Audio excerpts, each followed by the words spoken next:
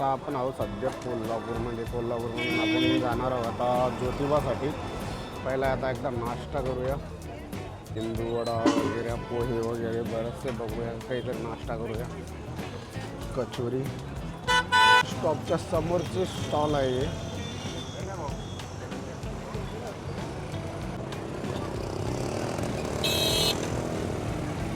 आता आपण बस स्टॉपकडे जात आहोत. आता बघूया ज्योतिबासाठी बस मिळून जाईल. बस असतात हे कोल्हापूरचं मध्यवर्ती बस स्थानक आहे. तिथं आतमध्ये नाश्ता वगैरे आहे.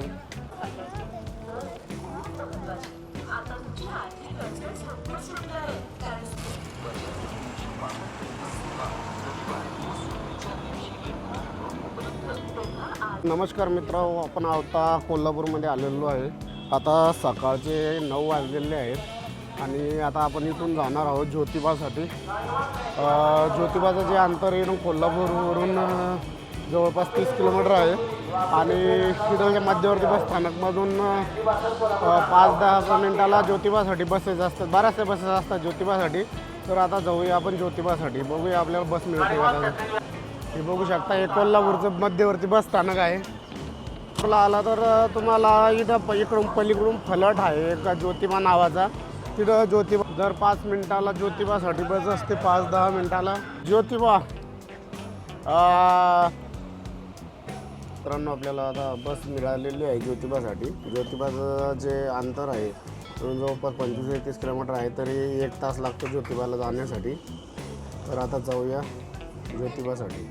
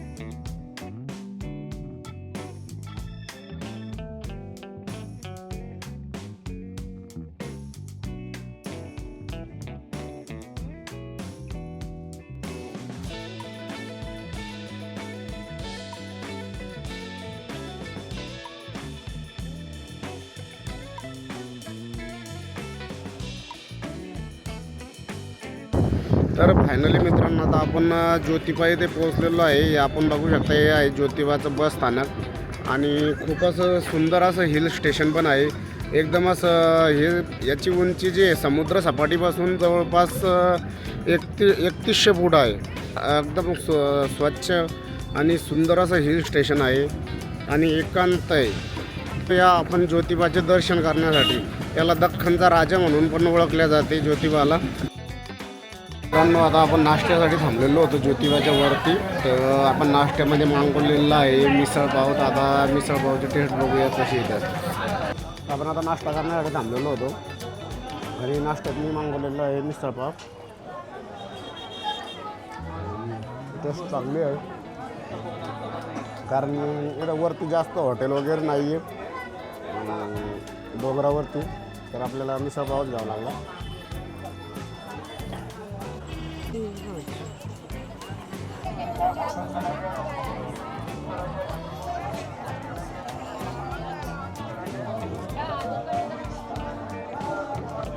गरम चपाती दही उंटा खाड़ा में गरम चपाती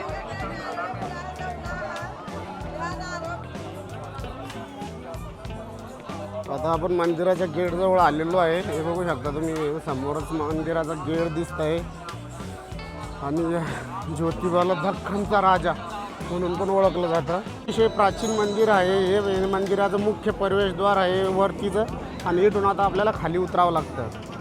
कोल्हापुरी आलेले आहे विक्री. तर मित्रांनो आता फायनली आपण ज्योतिबाच्या मुख्य दरवाजापाशी आलेलो आहे. तर आता आपण जाणार आहोत खाली दर्शन करण्यासाठी. ज्योतिबा हे जे ठिकाण आहे हे कोल्हापूर जिल्ह्यामध्ये येतं आणि याचं जे अंतर आहे कोल्हापूरपासून याचं जे अंतर आहे जवळपास 30 किलोमीटर आहे. बसेस वगैरे दर 5-10 मिनिटाला बस असते कोल्हापूर बस स्थानकामधून आणि इथून पन्हाळगड पण जवळच आहे. पन्हाळगडाचं जे अंतर आहे ते जवळपास 10 किलोमीटर आहे. याच्या बाजूलाच, या डोंगराच्या बाजूलाच पन्हाळगड आहे. पन्हाळगड तिथं बाजीप्रभूने पावन खिंड अडवली होती. हे बघू शकता.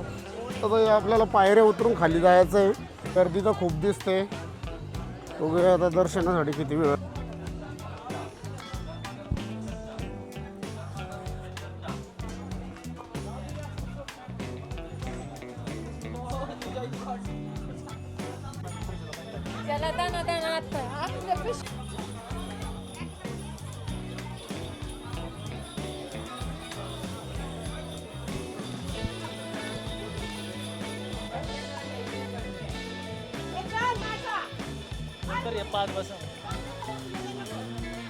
गर्दी खूप आहे आज. हे बघू शकता. आज वीकेंड पण आहे. आज संडे असल्यामुळं पण जास्त खूप अशी गर्दी आहे.